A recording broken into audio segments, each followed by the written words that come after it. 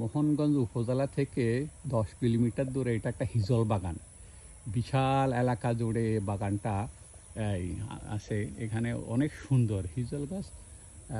দেখতে যে এরকম হয় এটা আগে জানতাম না। আমার খুব ভালো লাগছে জায়গাটা দেখা। কারো যদি দেখতে ইচ্ছা করে সে মোহনগঞ্জ আসলে আমরা ইনশাল্লাহ তাকে দেখাবো।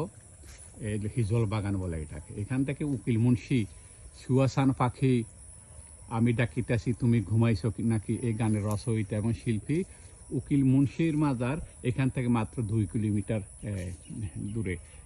হিজল বাগান দেখার পর উকিল মুন্সির বাড়িতে এখানে একটা মাজার আছে, বিশাল এক মাজার।